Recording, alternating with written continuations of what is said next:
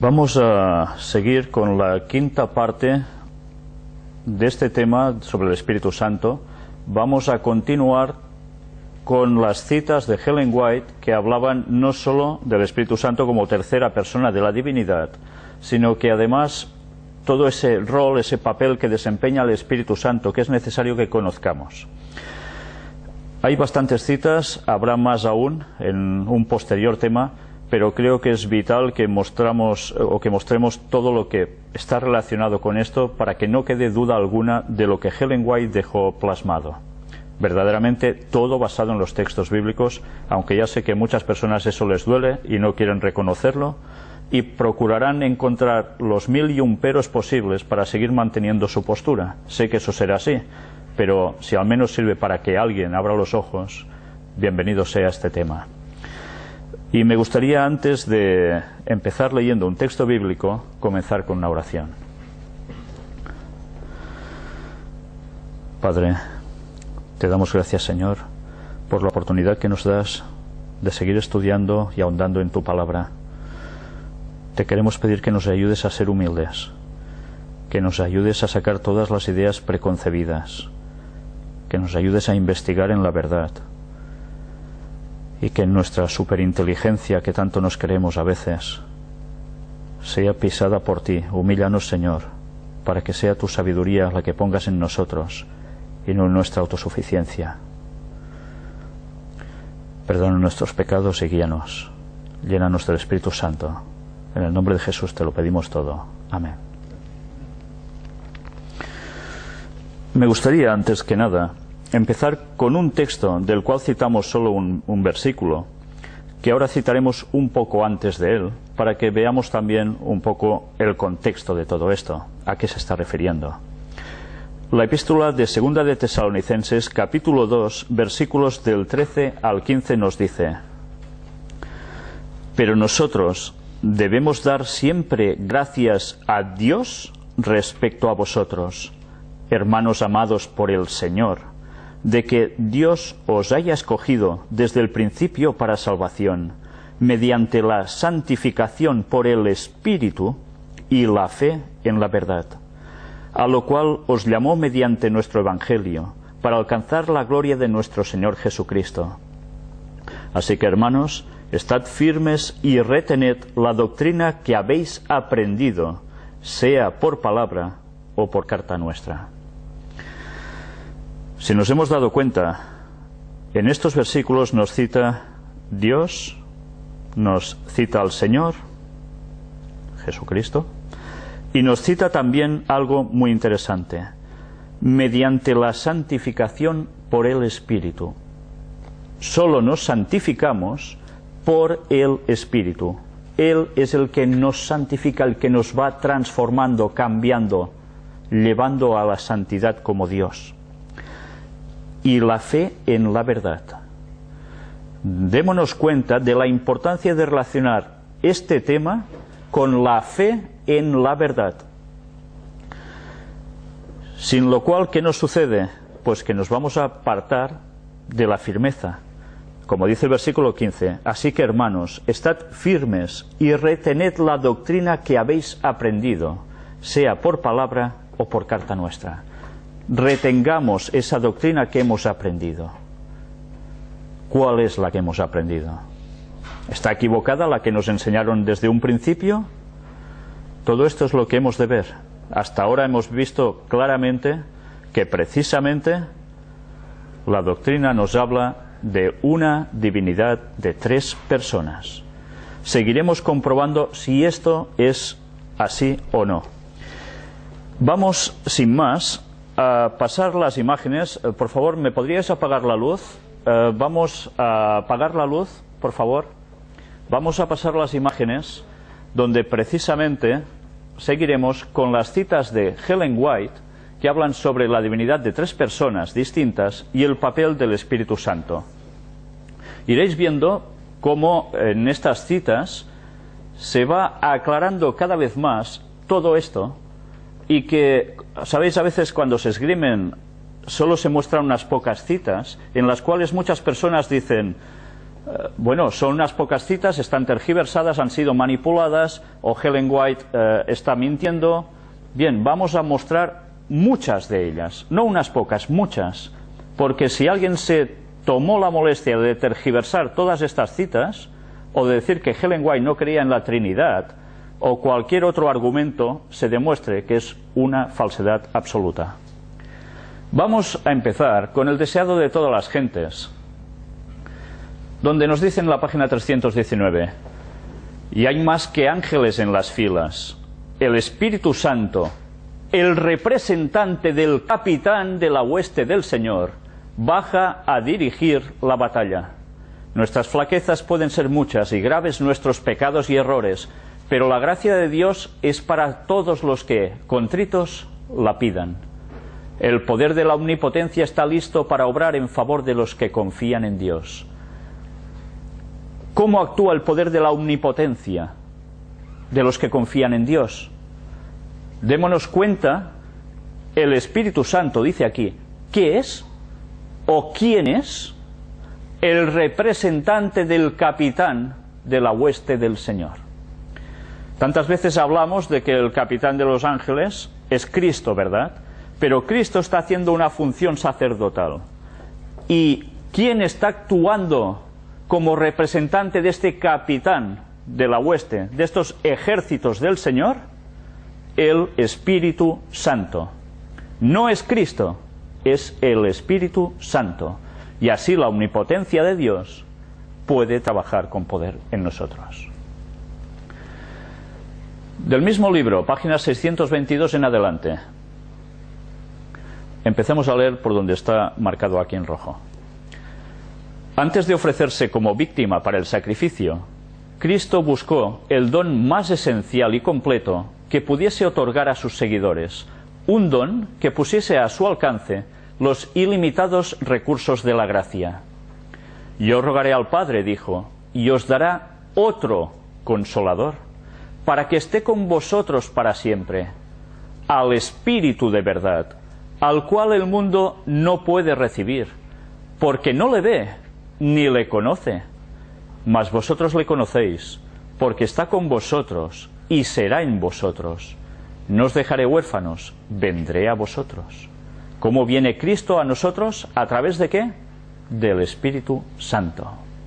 Pero hay personas que no lo ven, porque nadie lo ve, ¿verdad? Pero como no se ve, hay personas que no lo conocen. Lo peor es que no quieren conocerlo. Por tanto, ¿Cristo podrá estar en nosotros si rechazamos al Espíritu Santo como tal?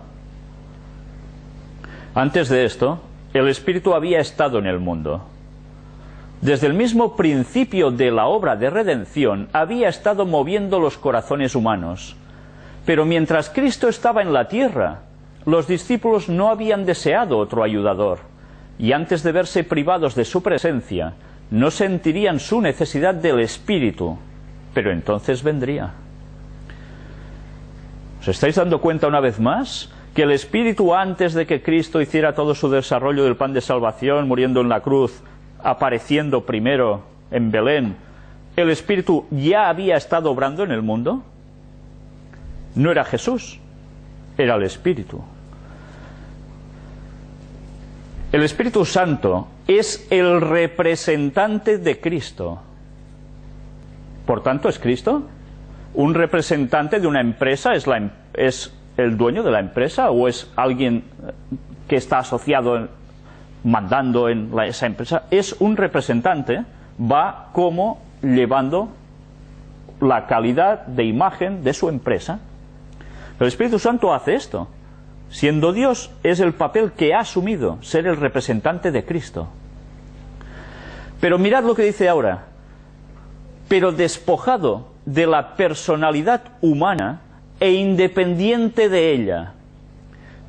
¿Sabéis? Hay personas que utilizan esta frase, esta que acabamos de leer aquí, para decir que el Espíritu Santo es Cristo descarnado, sin cuerpo. Esto no está siendo cierto para nada. La frase es clarísima y vamos a ver aún cómo en el contexto queda aún más claro. El Espíritu Santo es el representante de Cristo, pero despojado de la personalidad humana e independiente de ella. ¿Qué quiere decir esto? Que el Espíritu Santo no tiene un cuerpo físico como lo tuvo Cristo. Esta es la gran diferencia. Está independiente de una personalidad humana con cuerpo. Si sencillamente solo hay que leer, no hace falta buscar los tres pies al gato a una frase que es clarísima. Estorbado por la humanidad, Cristo no podía estar en todo lugar personalmente. Esto es obvio. Entonces las personas que hablan de bilocalización, que están en dos partes a la vez, al mismo tiempo, esto no proviene de Dios y no es posible humanamente. Es una cuestión satánica. De esto estamos hablando también en los temas sobre las puertas dimensionales, ¿verdad? Ni Cristo podía hacer esto. Por lo tanto, convenía a sus discípulos que fuese al Padre y enviase el Espíritu como su sucesor en la tierra. Cristo se iba, pero habría aún una parte de la divinidad que estaría sucediéndolo aquí, y ese era el Espíritu Santo. Nadie podría entonces tener ventaja por su situación o su contacto personal con Cristo. Claro, los discípulos tenían el privilegio de tener a Cristo con él, pero ¿y los demás? Esa es la función del Espíritu Santo, poder estar en todos. Cristo no podía estar en todos, porque estaba bajo cuerpo humano. Por el Espíritu, el Salvador sería accesible a todos. No él mismo, sino el Espíritu como su representante es el que llegaría a todos. En este sentido estaría más cerca de ellos que si no hubiese ascendido a lo alto. Más claro no se puede ser. El que me ama será amado de mi Padre, y yo le amaré, y me manifestaré a él. Jesús leía el futuro de sus discípulos. Veía a uno llevado al cadalso, otro a la cruz, otro al destierro entre las solitarias rocas del mar, otros a la persecución y la muerte. Los animó con la promesa de que en toda prueba estaría con ellos. Esta promesa no ha perdido nada de su fuerza. El Señor sabe todo lo relativo a los fieles siervos suyos, que por su causa están en la cárcel o desterrados en islas solitarias. Él los consuela con su propia presencia. Cuando por causa de la verdad el creyente está frente a tribunales inicuos, Cristo está a su lado. Todos los oprobios que caen sobre él caen sobre Cristo. Cristo vuelve a ser condenado en la persona de su discípulo. Cuando uno está encerrado entre las paredes de la cárcel, Cristo arroba el corazón con su amor. Cuando uno sufre la muerte por causa suya, Cristo dice: yo soy el que vivo y he sido muerto, y he aquí que vivo por los siglos de siglos, y tengo las llaves del infierno y de la muerte. La vida que es sacrificada por mí se conserva para llegar a disfrutar la gloria eterna. ¿Y esto cómo lo hace? ¿A través de quién? Del Espíritu Santo hemos leído. No él personalmente. En toda ocasión y lugar, en todas las tristezas y aflicciones, cuando la perspectiva parece sombría y el futuro nos deja perplejos y nos sentimos impotentes y solos, se envía el Consolador en respuesta a la oración de fe. ¿Quién se envía? ¿A Jesús? No, se envía al Espíritu Santo, que es el Consolador. Las circunstancias pueden separarnos de todo amigo terrenal, pero ninguna circunstancia ni distancia puede separarnos del Consolador celestial. Donde quiera que estemos, donde quiera que vayamos, está siempre a nuestra diestra para apoyarnos, sostenernos y animarnos. Esa es la función del Espíritu Santo en nosotros. Si nosotros lo rechazamos, ¿vamos a tener todo esto? Los discípulos no comprendían todavía las palabras de Cristo en su sentido espiritual, y él volvió a explicarles su significado. Por el Espíritu, dijo, se manifestaría a ellos. El Consolador, el Espíritu Santo, al cual el Padre enviará en mi nombre, él os enseñará todas las cosas. ¿Quién iba a hacer esto? El Espíritu Santo. Ni Cristo ni el Padre. Esa era la labor del Espíritu Santo. Ya no diréis, no puedo comprender. Ya no veréis obscuramente como por un espejo. podréis comprender con todos los santos cuál sea la anchura y la longura y la profundidad y la altura, y conocer el amor de Cristo, que excede a todo conocimiento.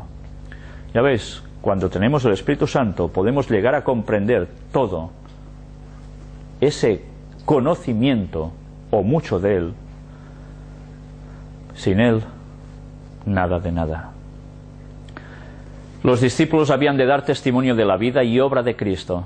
Por sus palabras él había de hablar a todos los pueblos sobre la haz de la tierra, pero en la humillación y muerte de Cristo iban a sufrir gran prueba y chasco. A fin de que después de esto la palabra de ellos fuese exacta, Jesús prometió respecto al Consolador: os recordará todas las cosas que os he dicho. ¿Está hablando del mismo? No. El Consolador es el que haría eso. Aún tengo muchas cosas que deciros, continuó, mas ahora no las podéis llevar. Pero cuando viniere aquel Espíritu de verdad, Él os guiará en toda verdad, porque no hablará de sí mismo, sino que hablará todo lo que oyere, y os hará saber las cosas que han de venir.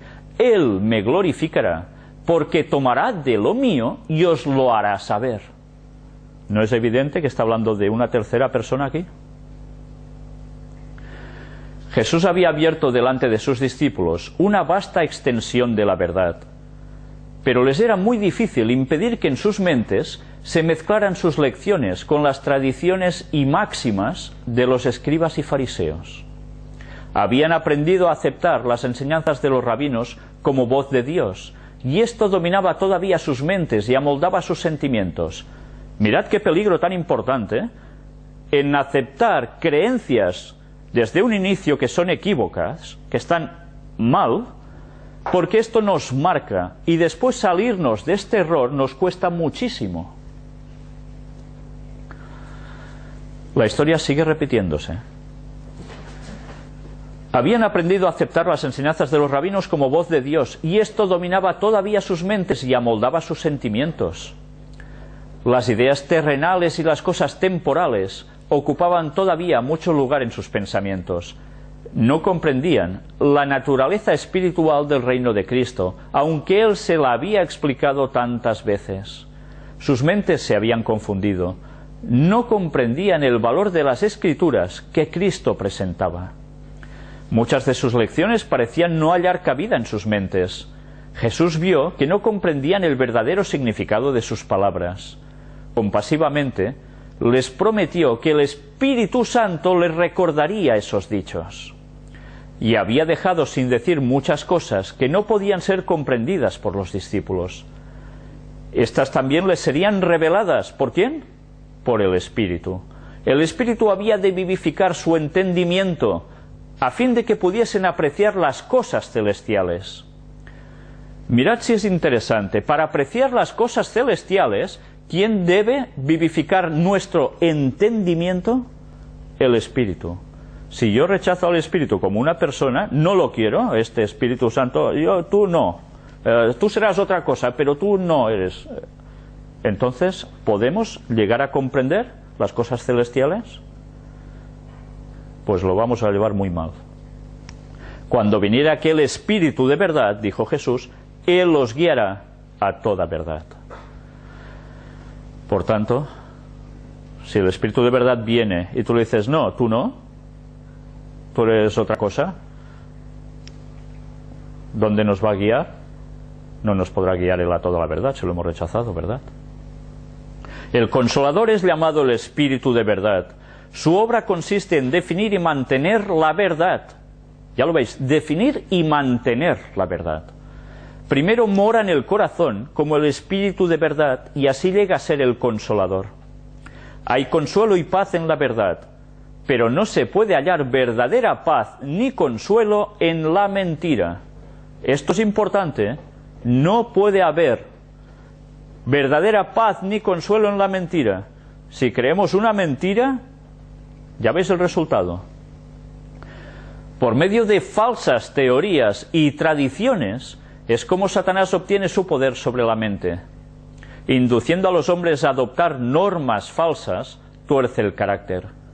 Por medio de las Escrituras, el Espíritu Santo habla a la mente y graba la verdad en el corazón. Así expone el error y lo expulsa del alma. Por el Espíritu de verdad, obrando por la palabra de Dios, es como Cristo subyuga a sí mismo a sus escogidos. Al describir a sus discípulos la obra y el cargo del Espíritu Santo, Jesús trató de inspirarles el gozo y la esperanza que alentaba su propio corazón. Ya lo veis, la obra y el cargo del Espíritu Santo, el rol, lo que iba a hacer. Se regocijaba por la ayuda abundante que había provisto para su iglesia. El Espíritu Santo era el más elevado de todos los dones que podía solicitar de su Padre para la exaltación de su pueblo. El Espíritu iba a ser dado como agente regenerador, y sin esto el sacrificio de Cristo habría sido inútil. Ya lo veis, si es necesario aceptar el Espíritu Santo. El sacrificio de Cristo no nos sirve para nada si rechazamos el Espíritu Santo. Casi nada, ¿eh? El poder del mal se había estado fortaleciendo durante siglos, y la sumisión de los hombres a este cautiverio satánico era asombrosa. El pecado podía ser resistido y vencido únicamente por la poderosa intervención de la tercera persona de la divinidad, que iba a venir no con energía modificada, sino en la plenitud del poder divino. ¿Se puede ser más claro escribiendo? Imposible, ¿verdad? El Espíritu es el que hace eficaz lo que ha sido realizado por el Redentor del mundo. Por el Espíritu es purificado el corazón. Por el Espíritu llega a ser el creyente partícipe de la naturaleza divina. Si rechazamos el Espíritu Santo, no participaremos de la naturaleza divina. Cristo ha dado su Espíritu como poder divino para vencer todas las tendencias hacia el mal, hereditarias y cultivadas, y para grabar su propio carácter en su iglesia. Si rechazamos el Espíritu Santo, nuestro carácter no va a ser el de Dios. Esas tendencias heredadas, cultivadas, seguirán pesando en nosotros a tal punto que nos van a hundir. Una dura lucha contra el orgullo de lo que queremos creer en vez de lo que Dios nos dice. Acerca del Espíritu, dijo Jesús, Él me glorificará. El Salvador vino para glorificar al Padre, demostrando su amor. Así el Espíritu iba a glorificar a Cristo, revelando su gracia al mundo. ¿Os dais cuenta cómo es uno al otro? La misma imagen de Dios se ha de reproducir en la humanidad. El honor de Dios, el honor de Cristo, están comprometidos en la perfección del carácter de su pueblo. Y esto es lo más importante porque es lo único que nos vamos a llevar de este mundo, el carácter. Cuando Él, el Espíritu de verdad, viniere, redarguirá al mundo de pecado y de justicia y de juicio. La predicación de la palabra sería inútil sin la continua presencia y ayuda del Espíritu Santo. No sirve de nada. Este es el único maestro eficaz de la verdad divina. Únicamente cuando la verdad vaya al corazón acompañada por el Espíritu, vivificará la conciencia o transformará la vida. Uno podría presentar la letra de la palabra de Dios, estar familiarizado con todos sus mandamientos y promesas, pero a menos que el Espíritu Santo grabe la verdad, ninguna alma caerá sobre la roca y será quebrantada. Ningún grado de educación ni ventaja alguna, por grande que sea, puede hacer de uno un conducto de luz sin la cooperación del Espíritu de Dios. ¿Nos estamos dando cuenta de lo que está diciendo? Si no tenemos y aceptamos al Espíritu Santo tal cual está definido, como la tercera persona de la divinidad, no esperemos llevar a la gente al Evangelio. Podremos llevar a la gente a errores, pero no al Evangelio. La siembra de la semilla del Evangelio no tendrá éxito a menos que esa semilla sea vivificada por el rocío del cielo. Antes que un solo libro del Nuevo Testamento fuese escrito, antes que se hubiese predicado un sermón evangélico después de la ascensión de Cristo, el Espíritu Santo descendió sobre los apóstoles que oraban. Entonces el testimonio de sus enemigos fue: habéis llenado a Jerusalén de vuestra doctrina. ¿Qué quiere decir esto? Que llenos del Espíritu Santo predicaban con gran fuerza. Cristo prometió el don del Espíritu Santo a su Iglesia, y la promesa nos pertenece a nosotros tanto como a los primeros discípulos. Pero como toda otra promesa, nos es dada bajo condiciones. Hay muchos que creen y profesan aferrarse a la promesa del Señor, hablan acerca de Cristo y acerca del Espíritu Santo, y sin embargo no reciben beneficio alguno. No entregan su alma para que sea guiada y regida por los agentes divinos. No podemos emplear al Espíritu Santo. El Espíritu ha de emplearnos a nosotros. Por el Espíritu obra Dios en su pueblo, así el querer como el hacer por su buena voluntad. Pero muchos no quieren someterse a eso. Quieren manejarse a sí mismos. Esta es la razón por la cual no reciben el don celestial. ¿Qué está sucediendo con la gente que sigue empeñada en llevar la contraria? Pues ya lo veis, se quieren manejar a sí mismos y no recibirán el don celestial. Únicamente aquellos que esperan humildemente en Dios, que velan para tener su dirección y gracia, se da el Espíritu. El poder de Dios aguarda a que ellos lo pidan y lo reciban. Esta bendición prometida, reclamada por la fe, trae todas las demás bendiciones en su estela. Se da según las riquezas de la gracia de Cristo, y Él está listo para proporcionarla a toda alma según su capacidad para recibirla. Y ahora entremos en consejos sobre la salud, en este apartado que está en rojo.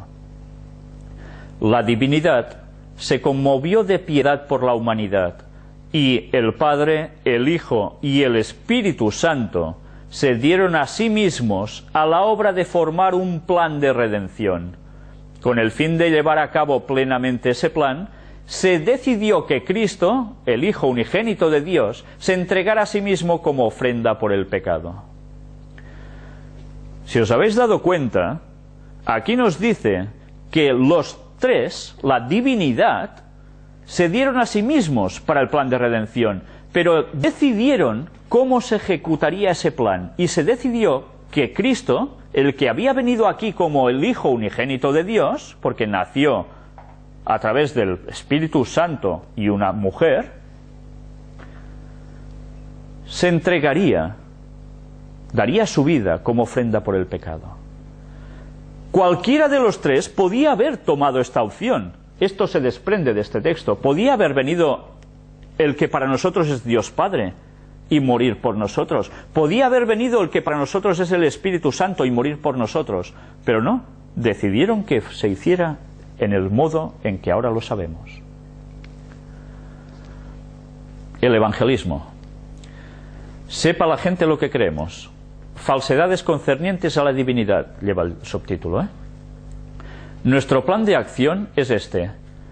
No destaquéis los aspectos controvertidos de nuestra fe, que se oponen más a los modos y costumbres de la gente, hasta que el Señor le dé a esta amplia oportunidad de saber que creemos en Cristo, en su divinidad y preexistencia. Aquí ya veis que nos está hablando también de otro tema que va muy vinculado, creer en la preexistencia de Cristo, que antes ya estaba en la eternidad para siempre con Dios. Hay personas que dicen, no, salió, emanó de Dios Padre, no siempre ha preexistido. Pues no, eso no es así, y aún hay más citas que aclaran eso. Tendremos que hacer frente a enseñanzas erróneas. Una vez tras otra, tendremos que enfrentarnos con la influencia de hombres que estudian ciencias de origen satánico, a través de los cuales Satanás está trabajando para reducir a la nada a Dios y a Cristo. Tanto el Padre como el Hijo tienen una personalidad. Cristo declaró, yo y el Padre uno somos. Se halla en Juan 10:30. Y sin embargo fue el Hijo de Dios el que vino al mundo en forma humana. Poniendo a un lado su ropaje real y su corona regia, vistió su divinidad con humanidad, a fin de que la humanidad, mediante su sacrificio infinito, llegara a participar de la naturaleza divina y escapara de la corrupción que hay en el mundo por causa de la concupiscencia. Ya veis cómo todo se iba decidiendo, Verdad positiva contra exposiciones espiritistas. He sido instruida para que diga, no hay que confiar en las opiniones de los que buscan ideas científicas avanzadas. Se han hecho exposiciones como la siguiente: el Padre es como la luz invisible, el Hijo es como la luz encarnada y el Espíritu es como la luz derramada. El Padre es como el rocío, vapor invisible, el Hijo es como el rocío reunido en bellísimas gotas, el Espíritu es como el rocío derramado en el asiento de la vida. Otra exposición es esta: el Padre es como el vapor invisible, el Hijo es como la nube plomiza, el Espíritu es la lluvia que cae y obra con poder refrescante. Todas estas representaciones espiritistas no son absolutamente nada. Son imperfectas y falsas. Y ya lo veis que nosotros leemos eso y decimos, bueno, sí, puede ser una ilustración, ¿no?, de cómo presentar la divinidad. Ya veis lo que nos dice Ellen White. ¿Por qué nos está diciendo esto? Porque aquí nos está hablando de panteísmo. Sutilmente cuela, entra. Sí, no podemos hacernos imagen de ninguna forma de Dios, evidentemente. Debilitan y disminuyen la majestad que no puede compararse a ninguna cosa de origen terrenal. Dios no puede compararse con las cosas que sus manos han creado. Estas no son más que cosas terrenales, que sufren bajo la maldición de Dios a causa de los pecados del hombre. El Padre no puede describirse mediante las cosas de la tierra. El Padre es toda la plenitud de la divinidad corporalmente y es invisible para los ojos mortales. El Hijo es toda plenitud de la divinidad manifestada. La palabra de Dios declara que Él es la imagen misma de su sustancia en Hebreos 1:3. Porque de tal manera amó Dios al mundo, que ha dado a su Hijo unigénito, para que todo aquel que en Él cree no se pierda, mas tenga vida eterna. Juan 3:16. Aquí se muestra la personalidad del Padre. Y mirad qué nos pone también aquí. El Consolador que Cristo prometió enviar después de ascender al cielo es el Espíritu en toda la plenitud de la divinidad, poniendo de manifiesto el poder de la gracia divina a todos los que reciben a Cristo y creen en Él como un Salvador personal. Hay tres personas vivientes en el trío celestial. En el nombre de estos tres grandes poderes, el Padre, el Hijo y el Espíritu Santo, son bautizados los que reciben a Cristo mediante la fe. Y esos poderes colaborarán con los súbditos obedientes del cielo en sus esfuerzos por vivir la nueva vida en Cristo. ¿Alguna duda? Más claro imposible, ¿no? Cuando empezamos a ver todos estos escritos tan claros de Ellen White al respecto, solo nos queda plantearnos, ¿esto ha sido añadido? ¿Ha sido escrito por alguien que se ha infiltrado para hacernos creer algo equivocado realmente? ¿O es que Ellen White no era inspirada por Dios, por tanto fuera toda Ellen White? Solo hay tres alternativas, estas son dos, la otra es creer lo que nos dice Ellen White basado en la Biblia. Bien, que cada uno tome su opción, pero hay que definirse de una vez por todas. La preexistencia del Hijo de Dios y su existencia por sí mismo. Cristo es el Hijo de Dios preexistente y existente por sí mismo. Al hablar de esta preexistencia, Cristo hace retroceder la mente hacia las edades sin fin. Nos asegura que nunca hubo un tiempo cuando Él no haya estado en estrecha relación con el Dios eterno. Aquel cuya voz los judíos escuchaban en ese momento había estado junto a Dios. Cristo emanó, salió de Dios Padre. Aquí nos dice que había existido por sí mismo. Nadie se autogenera, ¿verdad? Siempre se crea al otro. Jesús existía por sí mismo. Quien diga que era en verdad literalmente un hijo de Dios en el cielo, que en un cierto momento de esa historia de la eternidad pasada lo creó o lo hizo surgir, está contradiciendo la palabra de Dios.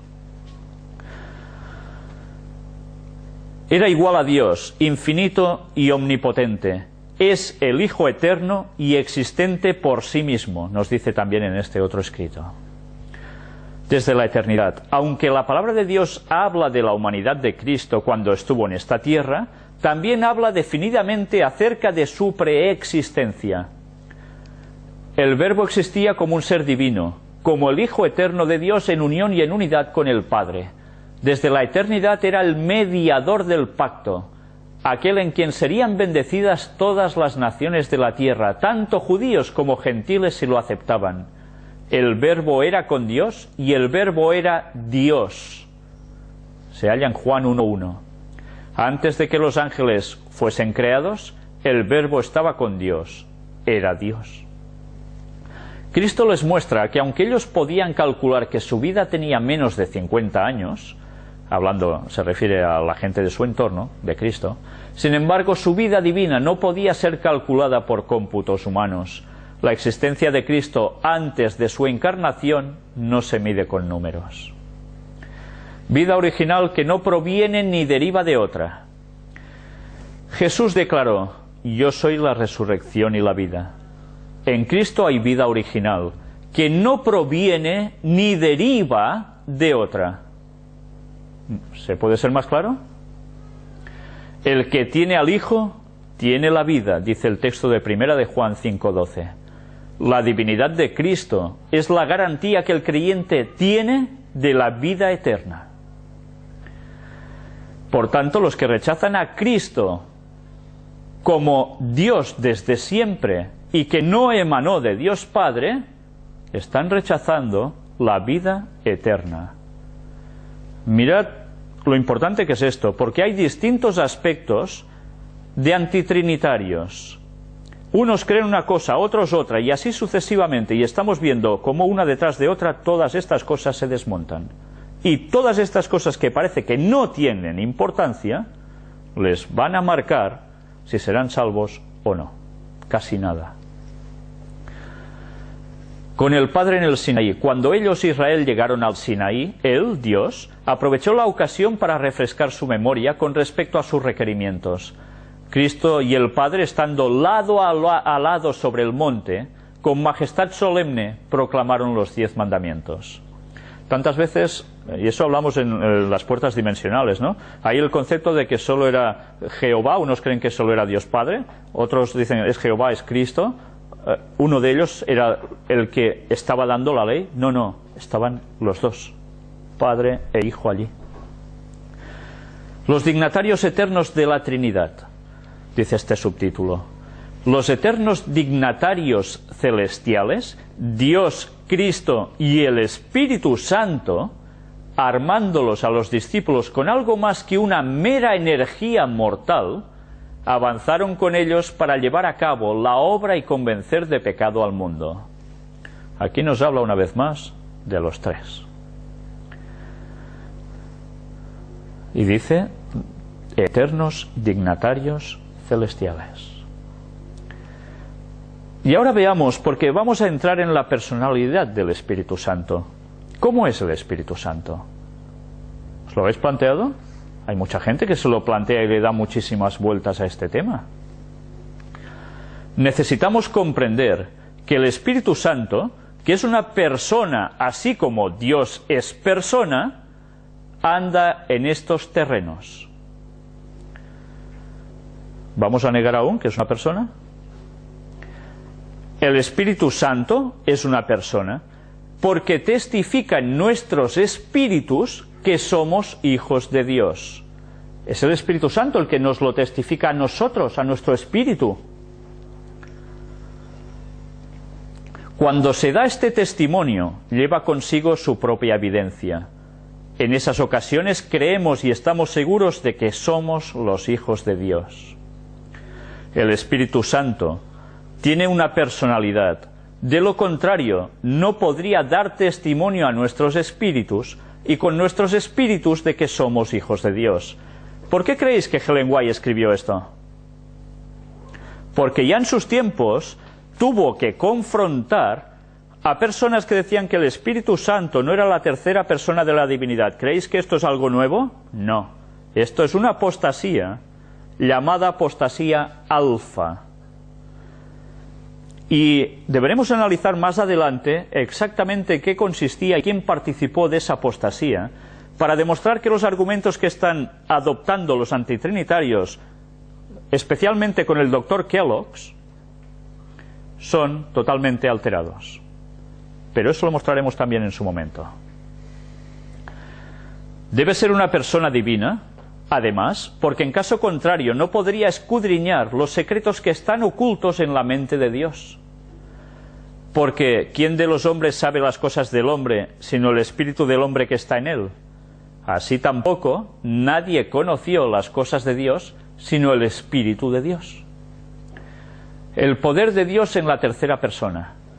El príncipe del poder del mal puede ser mantenido en jaque únicamente por el poder de Dios en la tercera persona de la divinidad, el Espíritu Santo. ¿Os dais cuenta de lo que está diciendo aquí? Si nosotros rechazamos al Espíritu Santo como la tercera persona de la divinidad, ¿podremos mantener en jaque al príncipe del mal, a Satanás? No. Por tanto, o creemos lo correcto, o ya veis quién nos va a vencer. En colaboración con los tres poderes más elevados, dice este párrafo aquí, debemos cooperar con los tres poderes más elevados del cielo, el Padre, el Hijo y el Espíritu Santo.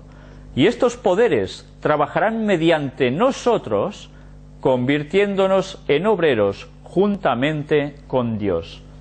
Por tanto, si rechazamos a uno de estos poderes, ¿podremos convertirnos en obreros juntamente con Dios? Si no somos obreros juntamente con Dios, ¿vamos a ser obreros juntamente con quién? Con Satanás. No hay otra, no hay bando intermedio. Y mirad, porque ahora entramos en el terreno de las sociedades secretas. Los peligros de las sociedades secretas. La orden dada por el Señor, no os unáis en yugo desigual con los incrédulos, de 2 de Corintios 6:14, se refiere no sólo al casamiento de cristianos con impíos, sino a todas las alianzas en las que las partes entran en íntima asociación y en las que hay necesidad de armonía en espíritu y acción. El Señor declara por medio del profeta Isaías: reuníos pueblos y seréis quebrantados, oíd todos los que sois de lejanas tierras, ceñíos y seréis quebrantados, disponeos y seréis quebrantados, tomad consejo y será anulado, proferid palabra y no será firme, porque Dios está con nosotros. Porque Jehová me dijo de esta manera con mano fuerte, y me enseñó que no caminase por el camino de este pueblo, diciendo: no llamaréis conspiración a todas las cosas que este pueblo llama conspiración, ni temáis lo que ellos temen, ni tengáis miedo. A Jehová de los ejércitos, a él santificad, sea él vuestro temor, y él sea vuestro miedo. Isaías 8, del 9 al 13. ¿Todo lo que sea conspiración nos debe hacer temer a nosotros? ¿Si estamos con Dios? No.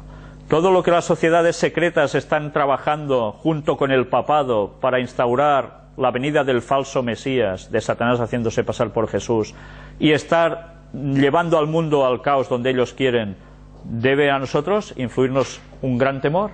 No, si estamos con Dios. Hay quienes ponen en duda si es correcto para los cristianos pertenecer a la francmasonería y a otras sociedades secretas. Consideren todos estos el pasaje que acabamos de citar. Si somos verdaderamente cristianos, debemos ser cristianos en todas partes y debemos considerar y obedecer el consejo dado para convertirnos en cristianos de acuerdo con las normas de la palabra de Dios. Por tanto, ¿un cristiano puede ser francmasón? No. Yo no sé si os estáis dando cuenta cómo está puesto este capítulo, cómo está dispuesto, que después de hablar sobre la personalidad del Espíritu Santo, de hablar de los tres grandes poderes del cielo y cómo actúan en nosotros, etcétera, etcétera, automáticamente después nos viene el tema de las sociedades secretas. ¿Creéis que es porque sí esto?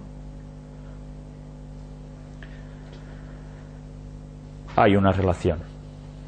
Cuando aceptamos a Cristo como nuestro Redentor, aceptamos la condición de convertirnos en obreros juntamente con Dios. Hemos hecho un pacto con Él para dedicarnos enteramente al Señor. Como mayordomos fieles de la gracia de Cristo, nos hemos comprometido a trabajar por la edificación de su reino en el mundo. Cada seguidor de Cristo ha hecho la promesa de dedicar todas sus facultades de la mente, el alma y el cuerpo a aquel que ha pagado el precio del rescate por nuestros pecados.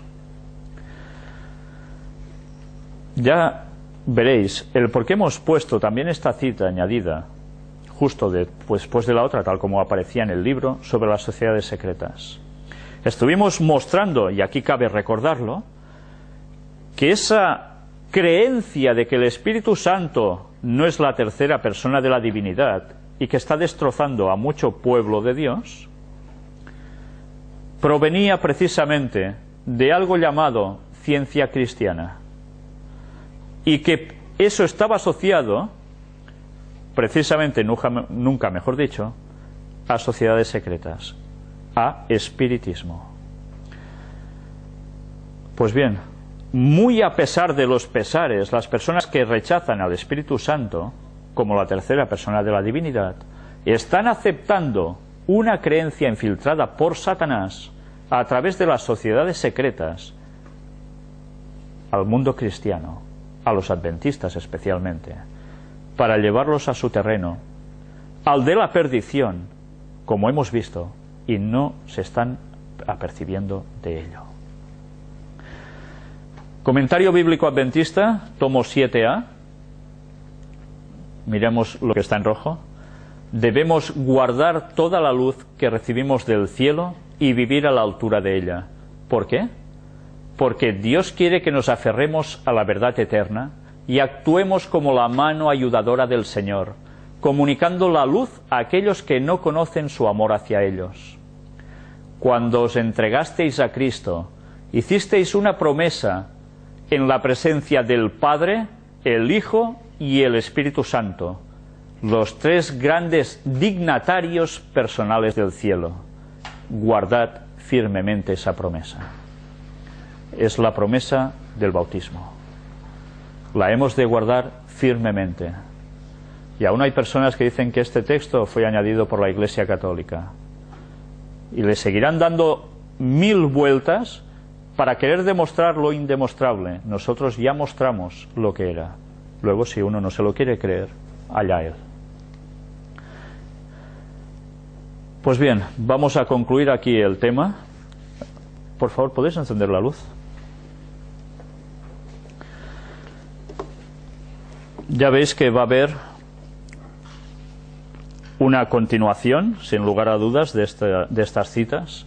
Vamos a mostrar aún más argumentos. Ya habéis visto que hoy hemos entrado con un detalle importantísimo, y era también la preexistencia de Cristo. Cuando hablamos tantas veces de antitrinitarios, no estamos hablando solo de las personas que niegan que el Espíritu Santo sea la tercera persona de la divinidad, sino que se llega a tocar incluso el papel de Cristo como tal.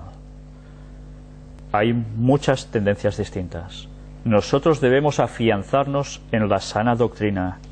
Y me gustaría concluir el tema de hoy, esta quinta parte, leyendo los versículos 20 y 21 del libro de Judas.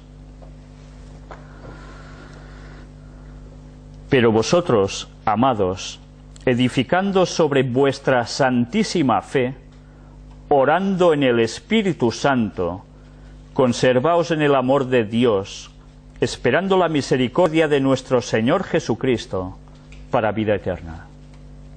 ¿No nos está hablando de tres personas de la divinidad aquí? ¿Pero qué dice que debemos hacer? ¿Edificarnos sobre qué? Sobre la santísima fe, nuestra santísima fe. Y la santísima fe que nosotros debemos defender y vivir es la divinidad en tres personas, para no perdernos la salvación. Ellen White ha sido muy clara. La Biblia en los textos lo es mucho. Pero si nosotros nos empeñamos en querer decir que el Espíritu Santo no es la tercera persona de la divinidad, por 80 millones o más de textos que existieran mostrándolo, jamás lo veríamos así, porque no queremos verlo. El Espíritu Santo no es ninguna fuerza. El Espíritu Santo no es Cristo descarnado. El Espíritu Santo es la tercera persona de la divinidad. Y sin Él no vamos a ser guiados a la verdad. sino a la mentira. Pues que Dios nos ayude a ser humildes de verdad, porque ver que uno está equivocado no siempre es fácil reconocerlo y cambiar. Vamos a terminar este tema con una oración.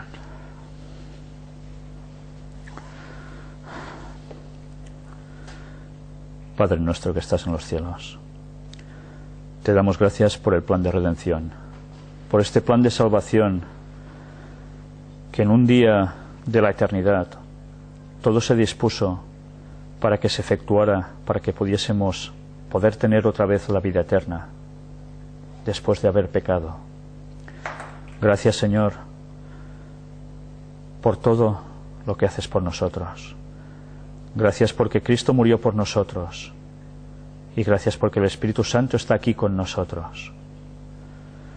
Ayúdanos, Señor, a andar firmemente en la verdad, en esta fe dada a los santos, para que no nos apartemos ni a derecha ni a izquierda, ni oigamos esos sofismas satánicos que tan sutilmente nos apartan del camino correcto. Pisa nuestro orgullo, Señor, aplástalo totalmente, humíllanos y ayúdanos a reconocer las cosas como son, tal como tú nos enseñas. Danos tu poder, Señor, a través del Espíritu Santo, para que el Evangelio llegue a cuantas más personas mejor, y muy pronto, porque nos queda poco tiempo. Bendícenos, por favor. Perdona nuestros pecados. En el nombre de Jesús te lo pedimos. Amén.